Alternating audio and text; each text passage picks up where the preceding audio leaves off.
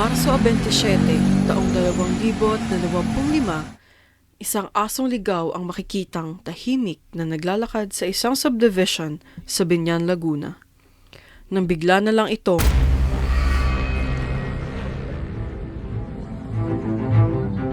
Makikirescue naman po sana.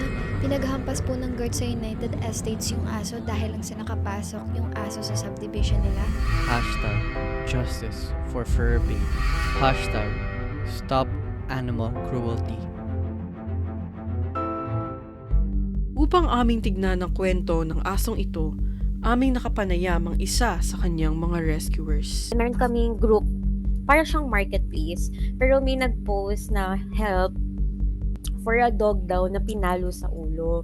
So, nung nag-scroll ako, mga around siguro 8 p.m. yun, meron kasi akong cousin na taga doon sa village na yon. So, tinawagan ko siya, sabi ko na may dog dyan na pinalo daw nung ulo sa guard. Ayon kay Kaina, noong gabi na siya at ang kanyang pinsan ay sinusubukang i-rescue ang asong pinangalanan nilang Q, ay pilit silang nanghihingi ng tulong sa barangay. Ang sabi nung tanod is, mamamatay na din naman yan. So parang hindi rin sila tinulungan. Siguro around 9:30 to 10. Nung time na yun, nag-aas din kami ng tulong kahit buhat lang papasok sa kotse. So, wala rin tumutulong sa amin na wala, tumitingin lang sila. And then, ang tumulong pa sa amin maglagay sa car is mga bata pa. At sa tulong ng mga batang ito, nadala na nila Kaina si Q sa vet upang magpagamot.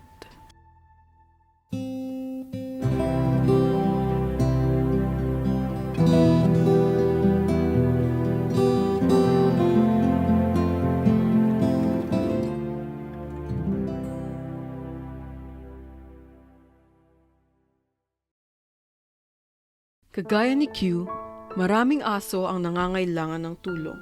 At sa pamamagitan ng mabubuting puso ng mga volunteer rescuers ay nabibigyan silang muli ng isa pang pagkakataon. Isa na rin ang mga rescue shelters sa mga kumukupkop sa mga aso at pusa sa lansangan. I'm Dr. Melencia Rosario D. Coronel. I'm a DVM. I have a degree in Doctor of Veterinary Medicine. And I've been a licensed vet for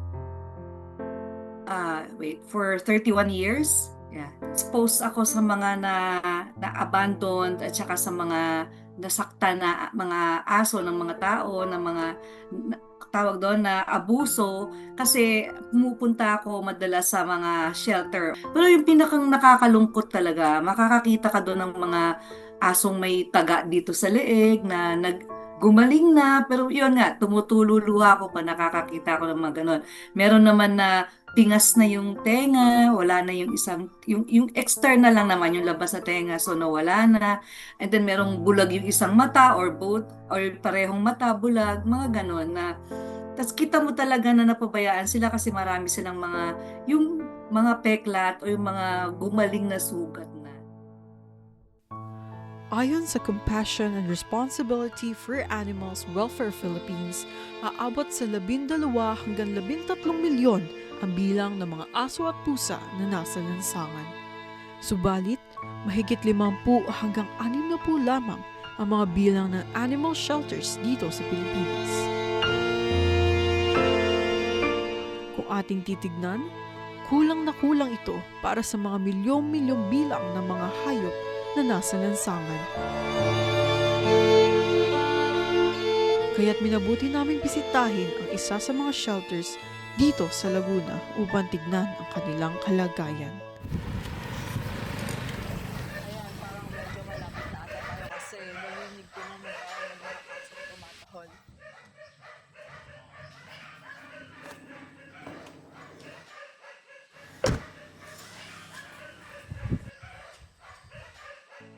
Nandito tayo ngayon sa Barangay Canlubang sa Calamba, Laguna para puntahan ang isang shelter na tinatawag nilang sa Caspi. So, nandito daw yung lugar na yun.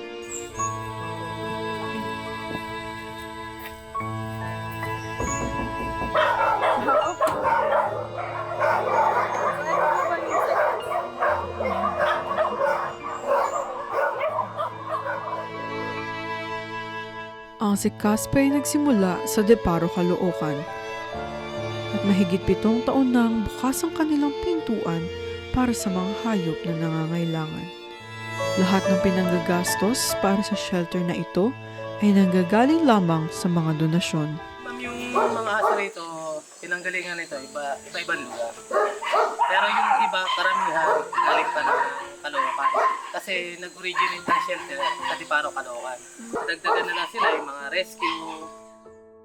Sa 7 taong paninilbihan ni Kuya Renato dito, ay napamahal na siya sa mga aso at pusang kanyang inaalagaan. Ngayon, umabot na sa 70 aso at 25 pusa ang kanilang kinukupkop at binibigyan ng tutuluyan. Tuwing tag-init, ang kalikasan ang nagbibigay ng panandaliang tuluyan para sa mga aso at pusa ng si Caspi. Ngunit ngayong panahon ng tag-ulan, ibang usapan ito.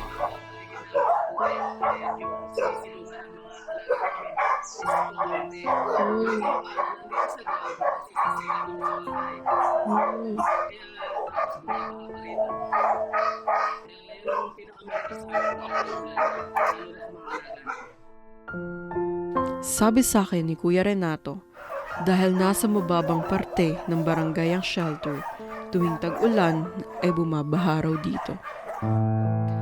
Kaya't siya at ang 4 pang volunteers ay nagsisiksikan kasama ang kanilang mga alagang aso at pusa na kanila na ring itinuturing na kapamilya. Kasi mga galing na Parañaque, yung time na yun, may dalawang aso na inadapt, kaya sila pumasok. Dahil hindi bumasa ng shelter na dapat umalis. Nandiyan na yan, nai-report. Dalawa silang galing sa Parañaque, 4 na galing na Marikina. Lahat naman sila okay. Yung time nga lang na nagkaroon si hematoma, siya napabit, dapat o tira ng tenga niya. Yung time na sinibisi siya, yung nakita makakandog niya, mahaba ang hematoma, tubig. Kaya nasabi ko, alas dito.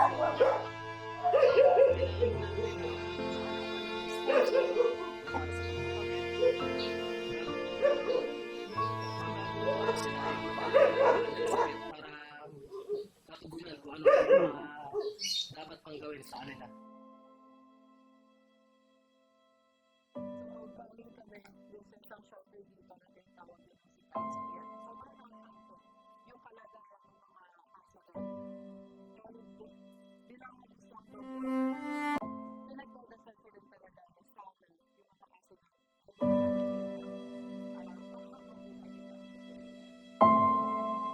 Katulad nila Kuya Renato, marami ang tumuturing sa mga alaga nila na parang kapamilya na rin. Gaya na lang ni Aline at ni Nanay Felicissima. Ako, solong anak lang ako. So, para sa akin sila, hindi lang sila basta aso. Para sa akin, mga kapatid ko na din sila. So, for me, hindi lang joy yung nabibigay nila eh. Sobrang nag-e-enjoy ako kapag everyday. Kasi iba-iba sila ng characteristic. Tapos, yun, masaya. Akaawa kaya nung mamatay ang aking brownie, kanoon akong yung pulot ko na pagulgulo ka ako ng iyak. Mas. Gayon na lamang ang pagmamahal ni Nanay Felicissima sa kanyang mga alagang aso. Dahil para sa kanya, hindi lamang sila basta hayop. Anak. At saka pag sila ay naliligaw, minsan hindi na uwi, ikot ako, hinahanap ko talaga. Yung aking brownie na namatay, di si mama saan ako na nagmotor at punta sa kanyang pinsan na iwanan. Linggo yun nung makauwi, Martes na. Lagi ako nakatanaw, brownie ako ng brownie nang umuwi dito. Totoo lang yan. Niyakap ko at iyak ako. Ayaw ko mawala sa anak ng hayop.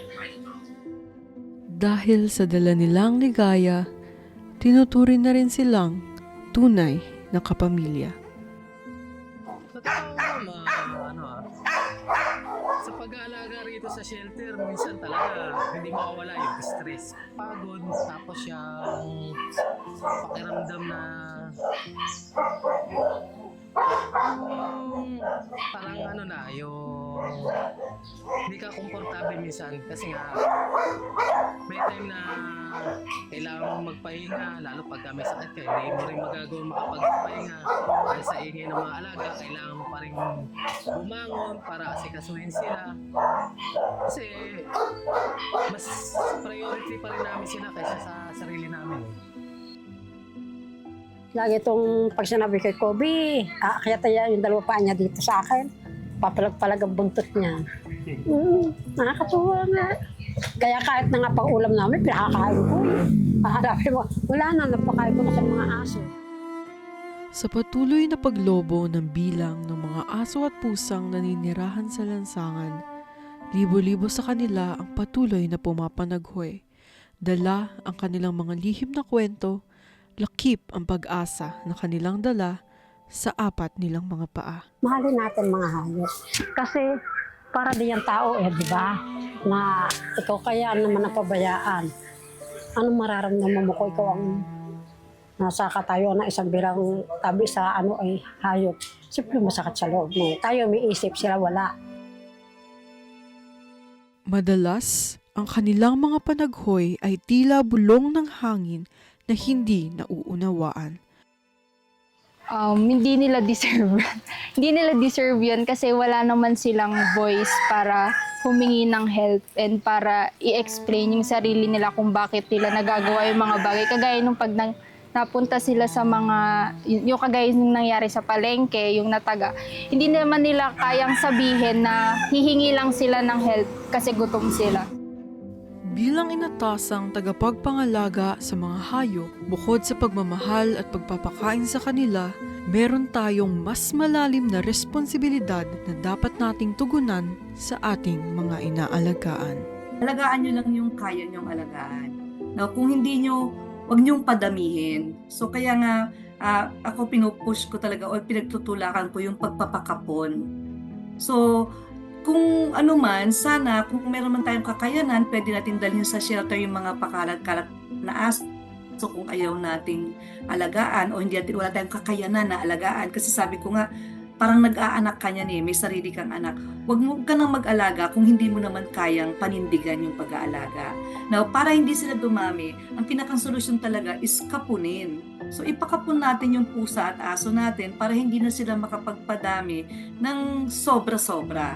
Kapag nag-aso ka, hindi lang naman basta papabayaan mo lang siya nakakain and iinom ng tubig. Kailangan mong maging prepare na mentally, physically, tsaka financially talaga kasi sobrang magastos talaga kapag nag-alaga ka ng aso. So yun, dapat prepare ka sa lahat. Sa kanila ma'am o kaya sa mga pet owner, maging responsable lang sila sa mga alaga nila. Yun lang din naman ang magiging solusyon para mabawasan, mawala yung mga na-abuse natin mga alagang aso sa pusa. Saka kailangan intindihin nila yung mga alaga nila. Kung nagkakasakit, paggamot.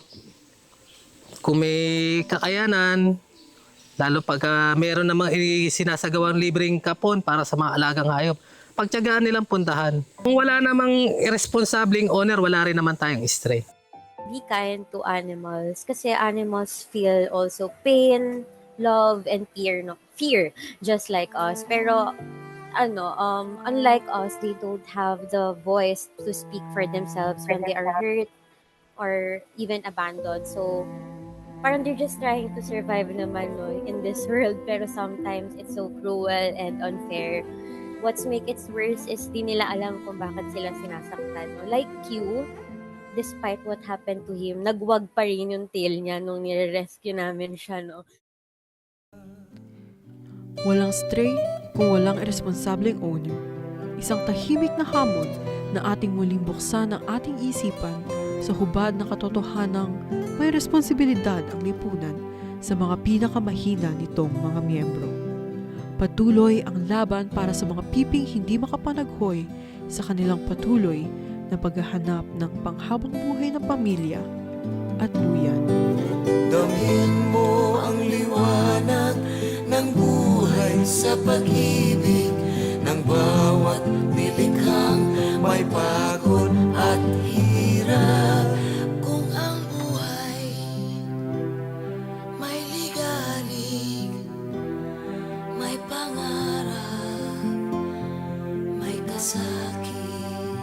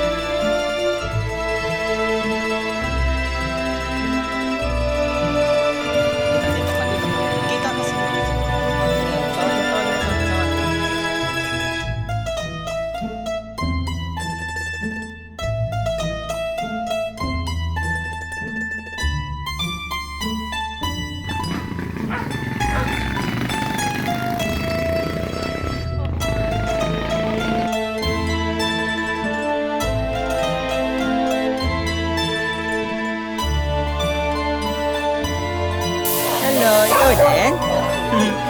Hala.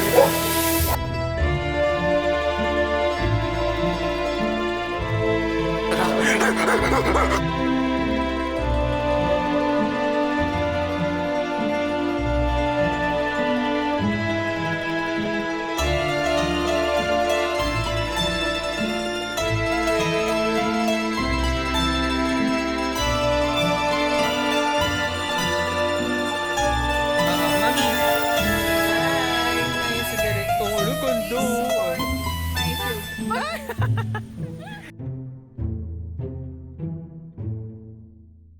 Dapat ito maambon.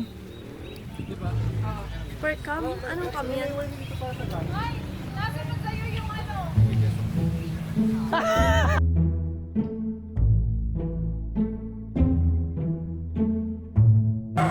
As in yung parang hindi pa makikita yung gate, tapos saka